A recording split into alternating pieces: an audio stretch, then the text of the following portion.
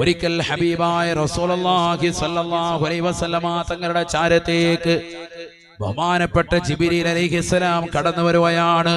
കൂടെ മീകായിൽ അലൈഹിസ്സലാം ഉണ്ട്, ഇസ്രാഫീൽ അലൈഹിസ്സലാം ഉണ്ട്, അസ്റായിൽ അലൈഹിസ്സലാം ഉണ്ട്.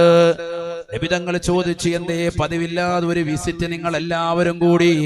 ആദരവായ പ്രവാചകർ സല്ലല്ലാഹു അലൈഹി വസല്ലമ തങ്ങളോട് ജിബ്രീൽ അലൈഹിസ്സലാം പറയുകയാണ്, യാ റസൂലല്ലാഹ്, നബിയേ, തങ്ങളുടെ മേലൊരു 10 സലാത്ത് ദിനേന മുടങ്ങാതെ ആരെങ്കിലും ചൊല്ലിയാൽ തീർച്ചയായും ഞാൻ അവനെ സിറാത്ത് എന്ന പാലത്തിലൂടെ മിന്നൽ വേഗത്തിൽ കടത്തുന്ന കാര്യം ഞാൻ ഏറ്റു റസൂലേ, ഞാനത് ഏറ്റിട്ടുണ്ട് എന്ന് ബഹുമാനപ്പെട്ട ജിബ്രീലിനോട് പറഞ്ഞു വന്ന് ഹബീബ് മുഹമ്മദ് മുസ്തഫ കേട്ടുനിന്ന മീകായിൽ അലൈഹിസ്സലാം പറയുകയാണ്, യാ റസൂലല്ലാഹ്, തങ്ങളുടെ മേൽ ദിനേന 10 സലാത്ത്, 50 അല്ല, 50,000 അല്ല, 1,00,000 അല്ല, 1 കോടിയല്ല, കോടിക്കണക്കിന് സലാത്തുകൾ ചൊല്ലി ചൊല്ലി മദീനയിൽ രാജകുമാരനെ പ്രണയിച്ച അജ്വാ സലാത്ത് ഗ്രൂപ്പിൽ നിലകൊള്ളുന്ന പ്രിയപ്പെട്ട സഹോദര സഹോദരിമാരോട്, കാലാമ്പൂര് വന്നു ചേർന്ന ആയിരക്കണക്കിന് പ്രിയപ്പെട്ട ഉമ്മമാരോട്, സഹോദരങ്ങളോട് സ്നേഹത്തോടുകൂടി കുമ്മനം ഉസ്താദ് ഓർമ്മപ്പെടുത്തട്ടെ, 1000 സലാത്തല്ല, കേവലം ഒരു 10 സലാത്ത് ദിനേന ചൊല്ലിയാൽ കിട്ടുന്ന നേട്ടമാണ്. ജിബ്രീൽ അലൈഹിസ്സലാം പറയുന്നു, അവന് ഞാൻ സിറാത്ത് എന്ന പാലത്തിൽ മിന്നൽ വേഗത്തിൽ കടത്തുന്ന കാര്യം ഏറ്റു റസൂലേ.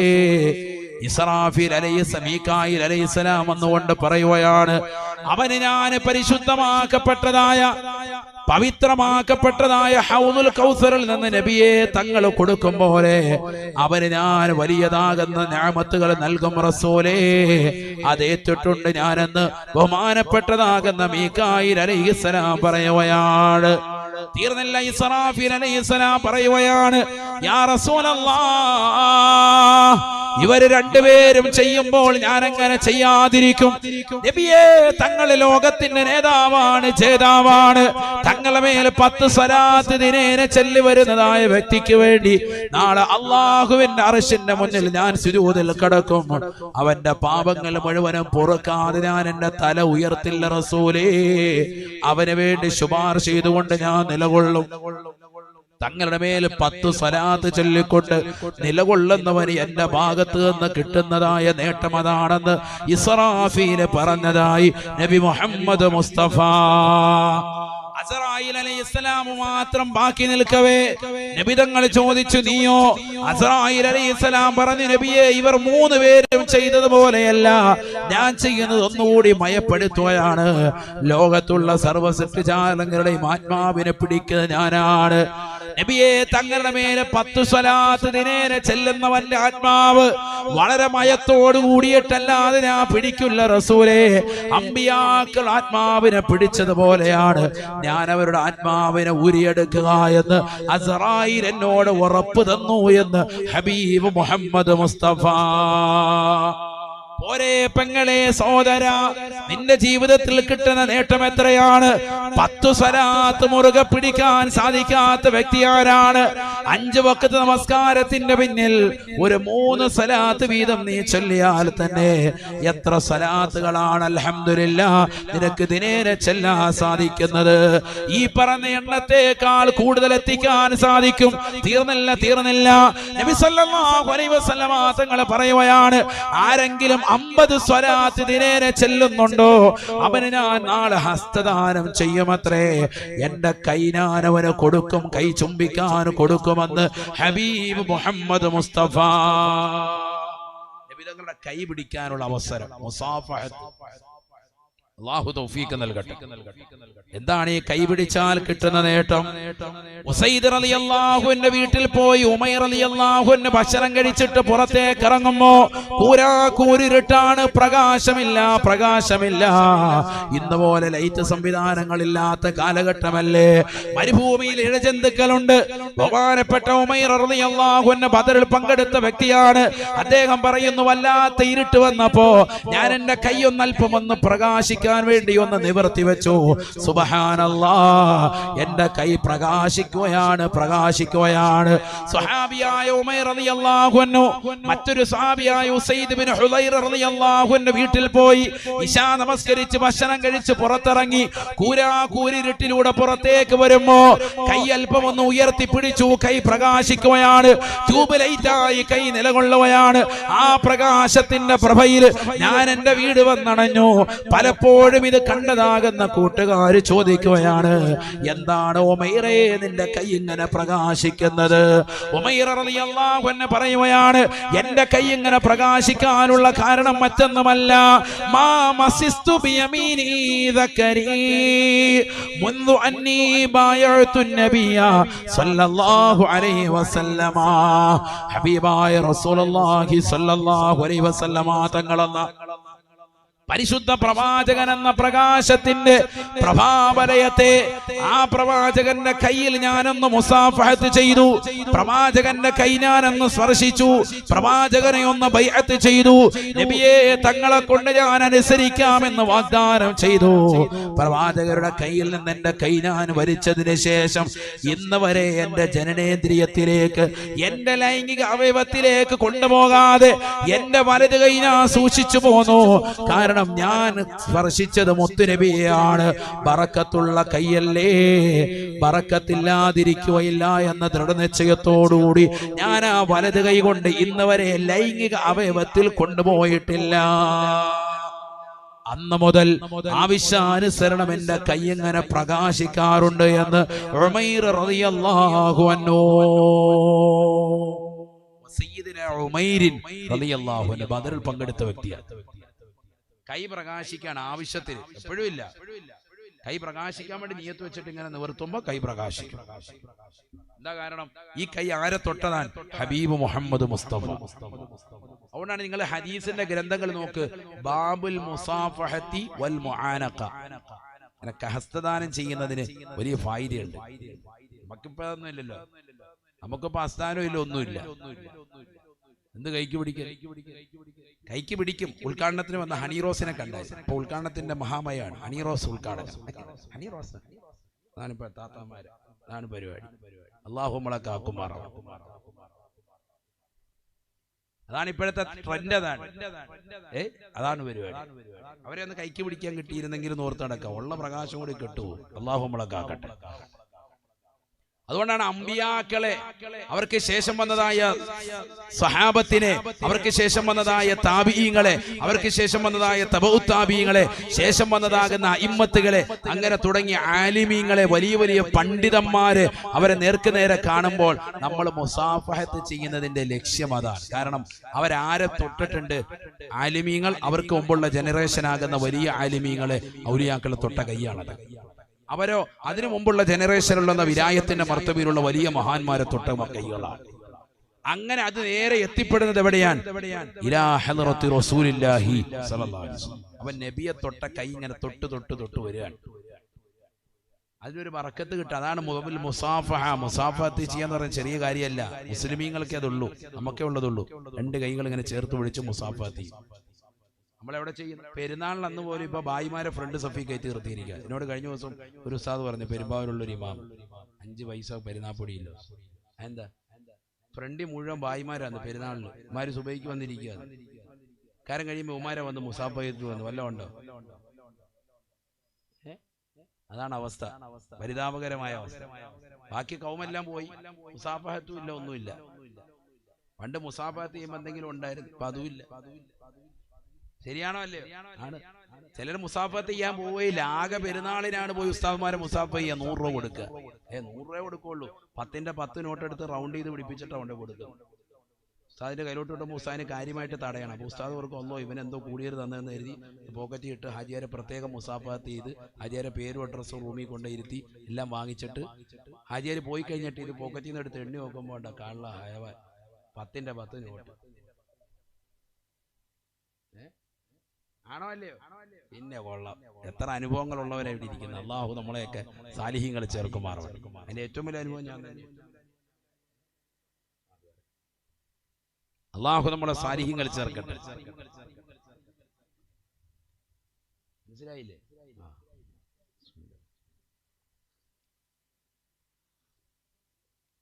അപ്പൊ അതുകൊണ്ട് മനസ്സിലായിക്കോ, ഞാൻ നീട്ടുന്നില്ല, നീട്ടി ഇങ്ങനെ പോയിക്കൊണ്ടിരിക്കും സുബൈ വരെ. അല്ലാഹു നമ്മളെ സാലിഹീങ്ങൾ ചേർക്കട്ടെ. നബിയുനാ റസൂലുള്ളാഹി സ്വല്ലല്ലാഹു അലൈഹി വസല്ലമ തങ്ങളുടെ മേൽ സ്വലാത്ത് 50 എണ്ണം ചൊല്ലിയാൽ പരിശുദ്ധ പ്രവാചകർ ഹസ്തദാനം ചെയ്യുമത്രേ. നബിയുടെ കൈക്ക് പിടിക്കണോ? ഡെയിലി എത്ര എണ്ണം ചെല്ലണം? 50 എണ്ണം. 10 എണ്ണം ചെല്ലിയാൽ കിട്ടുന്ന നേട്ടം പറഞ്ഞു, 1 എണ്ണം ചെല്ലിയാൽ കിട്ടുന്ന നേട്ടവും ഇപ്പൊ പറഞ്ഞു. എന്നാൽ സൂഫിയാക്കളാകുന്ന ആളുകൾ സ്വലാത്ത് ചെല്ലുന്നവൻ എന്ന് പറയുന്ന ഒരു വ്യക്തിയെ കുറിച്ച് അയാള് സ്വലാത്ത് ചെല്ലുന്നവനാണെന്ന് പറയണമെങ്കിൽ സൂഫിയാക്കൾ പറയുന്നു ഡെയിലി 300 സ്വലാത്ത് ചുരുങ്ങിയത് ചെല്ലിയിരിക്കണമത്രേ.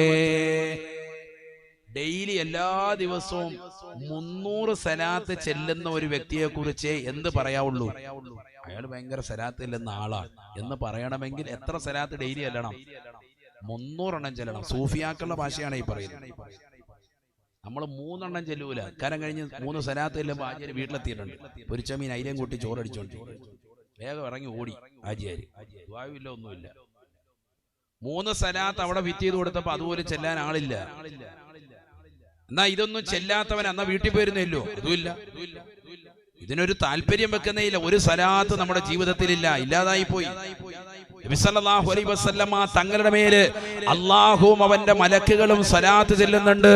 അല്ലയോ സത്യവിശ്വാസികളെ, നിങ്ങൾ ആ പ്രവാചകന്റെ മേൽ സ്വലാത്തും സലാമും അർപ്പിക്കണേ എന്ന് വിശുദ്ധമായ ഖുർആനിലൂടെ കൽപ്പനയുടെ വചനം വന്നിട്ട് പോലും സത്യവിശ്വാസികളായ നമ്മളിൽ പല ആളുകളും അത് ഉൾക്കൊള്ളുന്നില്ല, ചിന്തിക്കുന്നില്ല, പ്രവർത്തിക്കുന്നില്ല.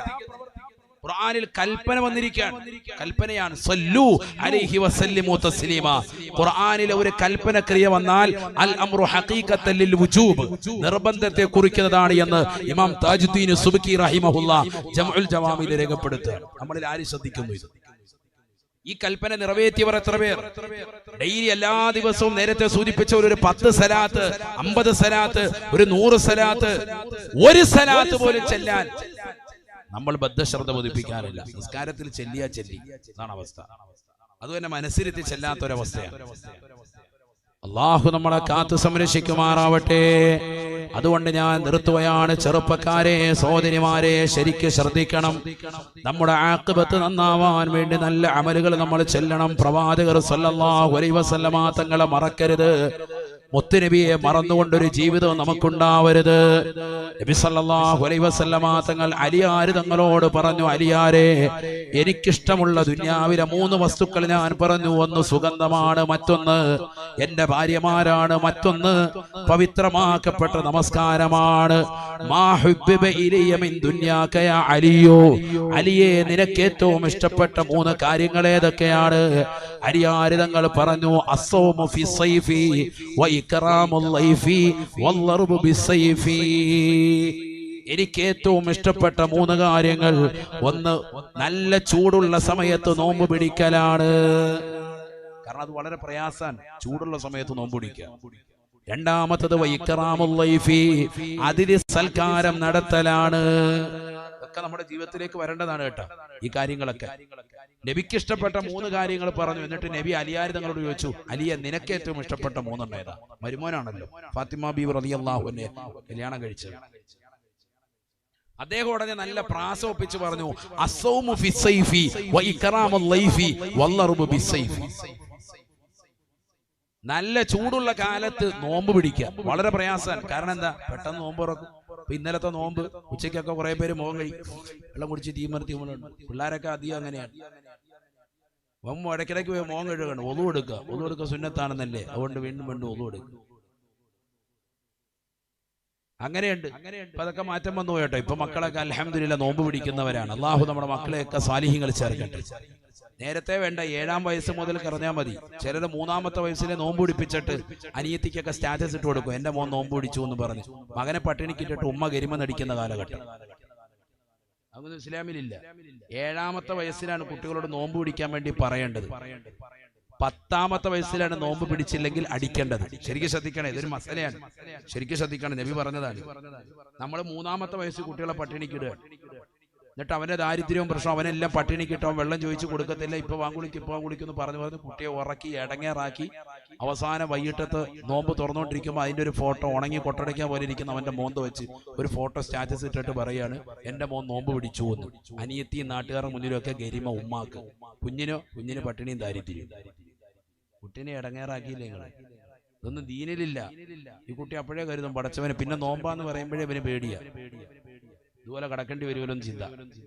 കുട്ടികൾക്ക് പ്രചോദനം കൊടുക്കുക. നമ്മളൊക്കെ പണ്ട് ചെയ്യാറുണ്ട്, എങ്ങനെ നമ്മളെയും ചെയ്തിട്ടുണ്ട്, എങ്ങനെ ഉച്ചവരെയൊക്കെ പിടിപ്പിക്കുക, ളുഹർ വരെ, ആ ബാങ്ക് വിളിക്കുമ്പോൾ മക്കളെ നോമ്പ് ഉറപ്പിക്കുക, പിന്നെ കുറച്ചുകൂടെ എത്തുമ്പോൾ അസർ വരെ, അങ്ങനെ അതിനോടൊരു താല്പര്യം കൊടുക്കാം. ഫുള്ളായിട്ട് പിടിച്ചിട്ട് ഇടങ്ങേറാക്കാൻ പാടില്ല. ഞാൻ തിരിച്ചു വരുന്നു. ചുരുക്കത്തിൽ ഉഷ്ണകാലത്ത് നോമ്പ് പിടിക്കാനാണ് എനിക്ക് ഏറ്റവും ഇഷ്ടം. ആര് പറഞ്ഞു? അലി റളിയല്ലാഹു അൻഹു. ഇക്റാമുൽ ലൈഫി, അതിഥി സൽക്കാരം എനിക്ക് വലിയ പ്രിയമാണ്.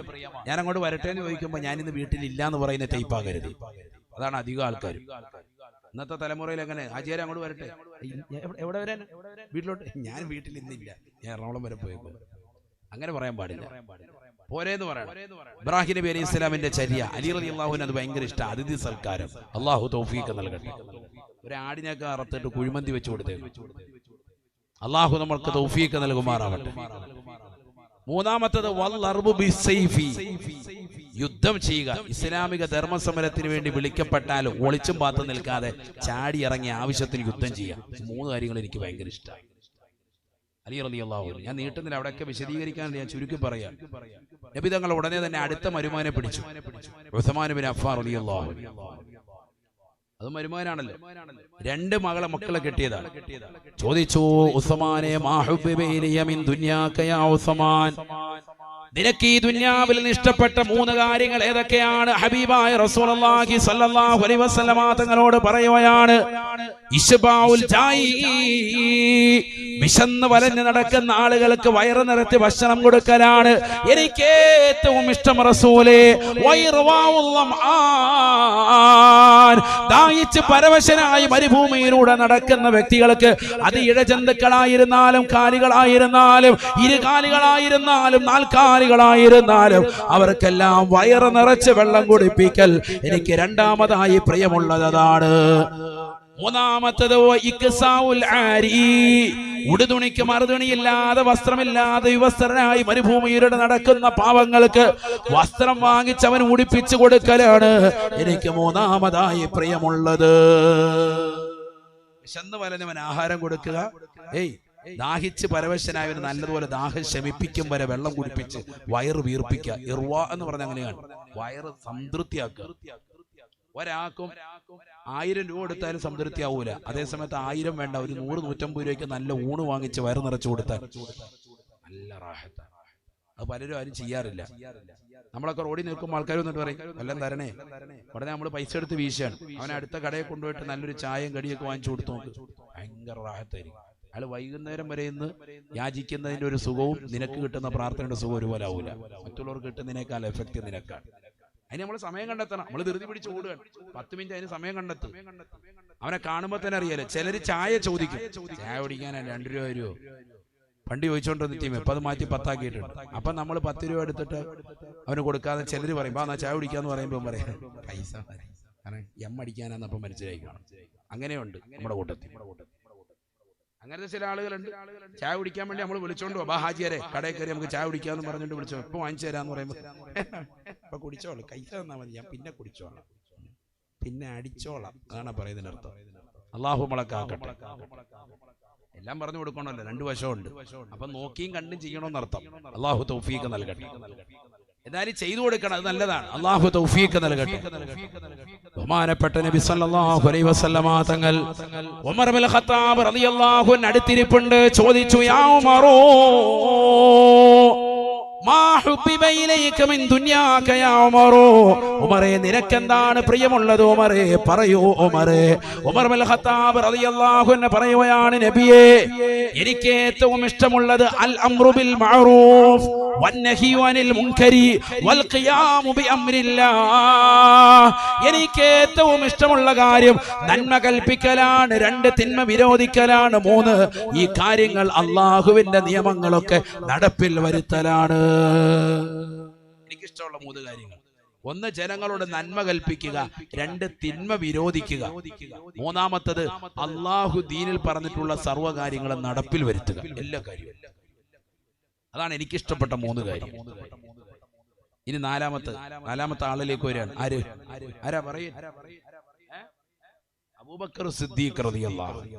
അതാണ് നമ്മുടെ കഥാനായകൻ. അതാ കേട്ടോ, വിഷയം തീരാൻ പോവാ. ശരിക്കും ശ്രദ്ധിച്ചോ. നബി സല്ലല്ലാഹു അലൈഹി വസല്ലമ തങ്ങൾ അബൂബക്കർ സിദ്ദീഖ് റളിയല്ലാഹു അൻഹുവിനോട് ചോദിക്കുകയാണ്, മാ ഹുബ്ബിബ ഇലൈക മിൻ ദുനിയാക യാ അബൂബക്കർ. അബൂബക്കറേ, എന്നോടൊപ്പം സദാസമയവും നിലകൊള്ളുന്ന അബൂബക്കറേ, നിനക്കെന്താണ് ഏറ്റവും പ്രിയമുള്ള വസ്തു? ഒന്ന് പറയുമോ അബൂബക്കറേ? അബൂബക്കർ സിദ്ദീഖ് റളിയല്ലാഹു അൻഹു കൂട്ടുകാര് പറയുന്ന മുഴുവൻ കാര്യങ്ങൾ കേട്ടിട്ട് പോലും അതിനോടൊന്നും തുലനം ചെയ്യാത്ത മറ്റൊരു വിഷയം വിളിച്ചു പറയുകയാണ്. ആദരവായ പ്രവാചകന്റെ മുഖത്ത് നോക്കി തുറന്നടിക്കുകയാണ്, യാ റസൂലല്ലാഹ്, നബിയേ, എനിക്ക് ഈ ദുനിയാവിലെ ഏറ്റവും ഇഷ്ടമുള്ള വസ്തു ഏതെന്നറിയുമോ?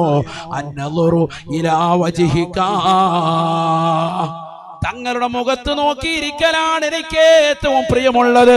ലോകത്ത് ഏറ്റവും ഇഷ്ടമുള്ള വസ്തു, ഈ ദുനിയാവിലുള്ള സകല വസ്തുക്കളിൽ എനിക്ക് ഏറ്റവും പ്രിയമുള്ളത് അന്നളുറു ഇലാ വജ്ഹിക, തങ്ങളുടെ പരിശുദ്ധമാക്കപ്പെട്ട പ്രഭയുള്ള മുഖം, ആ മുഖകമലത്തിലേക്ക് നോക്കി സായൂജ്യമണിയലാണ്. തീർന്നില്ല.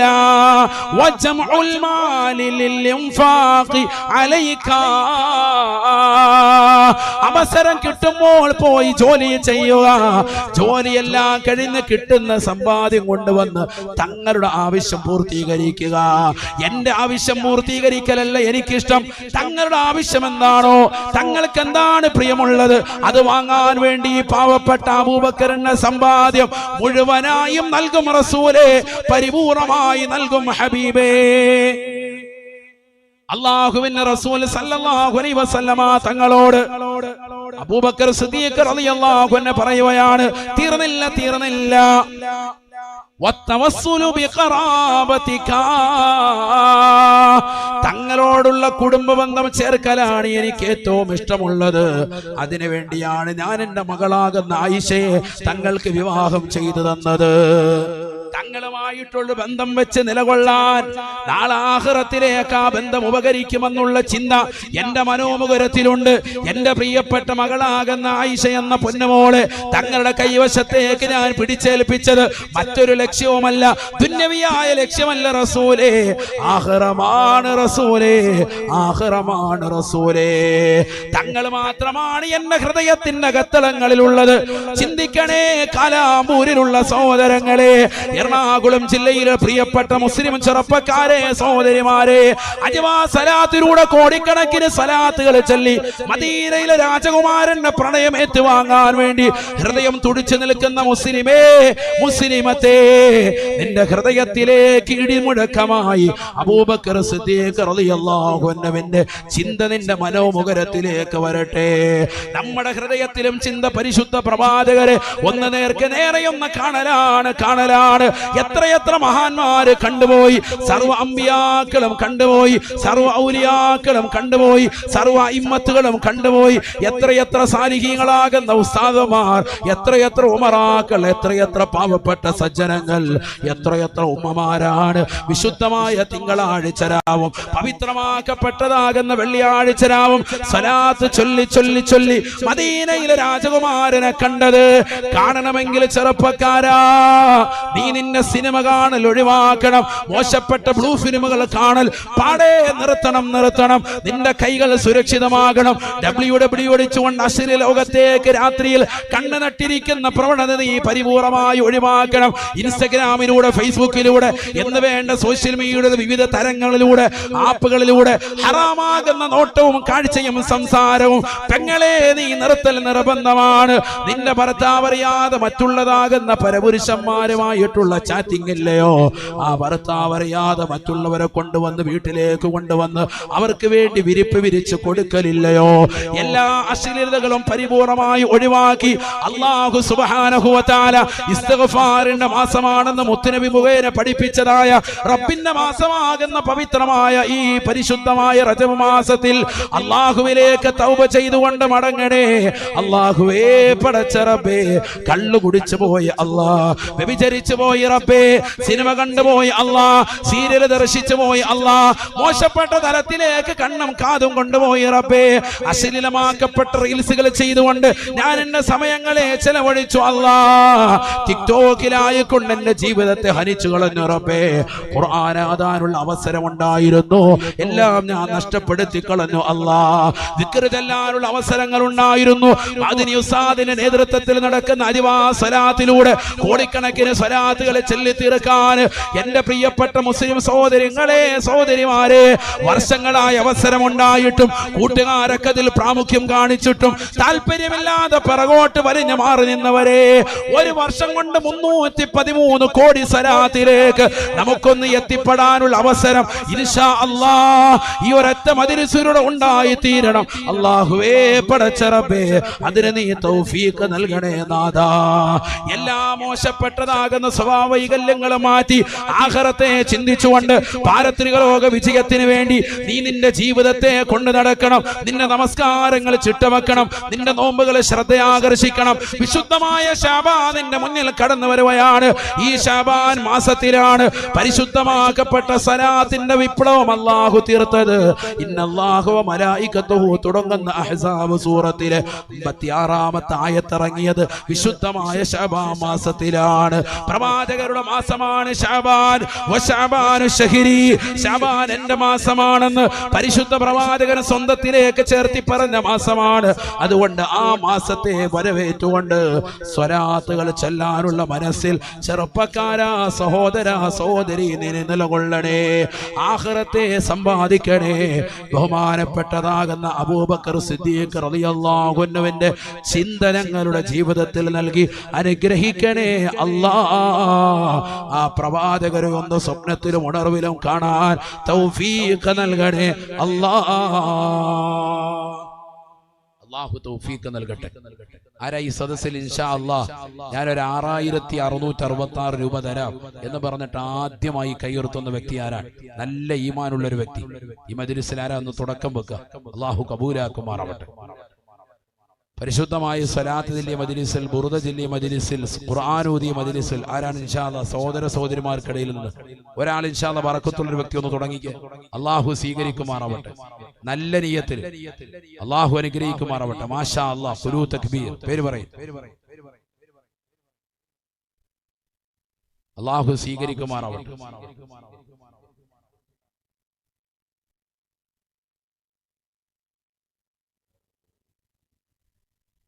പേര് പറഞ്ഞോളൂ. ഷാഹുൽ ഹമീദ്. മാഷാ അല്ലാഹ്. അല്ലാഹു സ്വീകരിക്കുമാറാവട്ടെ. താഹ ഖൽബി മുദ് അതൈതു വാദിയൻ ഖാഫമാ തബഅൻ ബിദാദി താഹ താലിയല്ലി താലി താല ഇലാഹ ഇല്ലല്ലാഹു. ഉറക്കച്ചെല്ല്. അല്ലാഹുവേ നീ സ്വീകരിക്കണേ അല്ലാ. ഷാഹുൽ ഹമീദ് എന്ന സഹോദരനെ നീ ബറക്കത്ത് ചൊരിയണേ അല്ലാ. വിഷമങ്ങൾ പ്രയാസങ്ങൾ മാറ്റണേ റബ്ബേ. അപകടങ്ങളെ തൊട്ട് ദുരിതങ്ങളെ തൊട്ട് കാവൽ നൽകണേ അല്ലാ. ആഖിറത്തിലേക്ക് ഉപയുക്തമായ സദഖയായി സദഖയെ സ്വീകരിക്കണേ അല്ലാ. മാറാവ്യാധികളെ തൊട്ട് ശമനം നൽകണേ അല്ലാ. മാരകമാകുന്ന ക്യാൻസർ പോലെയുള്ള രോഗങ്ങൾ നൽകി നീ ഒരിക്കലും പരീക്ഷിക്കല്ല റബ്ബേ. ആര് കണ്ടാലും വെറുക്കപ്പെടുന്ന, എനിക്ക് നോക്കൽ ബുദ്ധിമുട്ടാണെന്ന് പറഞ്ഞ് മക്കൾ വരെ ആട്ടി ഓടിക്കുന്ന മാരകമാകുന്ന രോഗങ്ങൾ നൽകി ഞങ്ങളെ നീ പരീക്ഷിക്കല്ല അല്ലാ. പരിപൂർണമായ സലാമത്ത് നൽകണേ അല്ലാ. പുന്നാര ഹബീബിന്റെ ജിവാർ നൽകി അനുഗ്രഹിക്കണേ അല്ലാ. അല്ലാഹു സ്വീകരിക്കട്ടെ. അടുത്താരാണ് ഇൻഷാ അല്ലാഹ് ഈ മജ്‌ലിസിലുണ്ട് കൈയുയർത്തിന്? അല്ലാഹു സ്വീകരിക്കുമാറാവട്ടെ.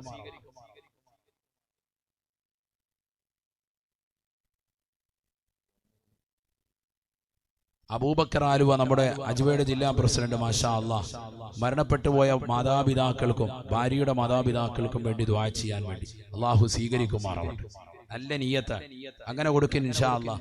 മരണപ്പെട്ടവർക്ക് നമുക്ക് ചെയ്യാൻ പറ്റുന്ന ഏറ്റവും വലിയ സദഖയാണ് ദാനധർമ്മം. അത് ചെയ്യാൻ വേണ്ടിയിട്ട് ആ മക്കളാകുന്ന നമ്മളെ അള്ളാഹു ബാക്കിയാക്കിയത്. 7 കാര്യങ്ങൾ മരണത്തിന് ശേഷവും പ്രതിഫലം നൽകപ്പെടുന്ന കാര്യങ്ങളാണെന്ന് ഹബീബ് മുഹമ്മദ് മുസ്തഫ. അതിലൊന്നാണെന്ത്? ഔ തറക്ക വലദൻ യസ്തഗ്ഫിറൂന ലഹു ബഅദ മൗതിഹി, മരിച്ചതിന് ശേഷം പ്രാർത്ഥിക്കുകയും ദുആ ചെയ്യും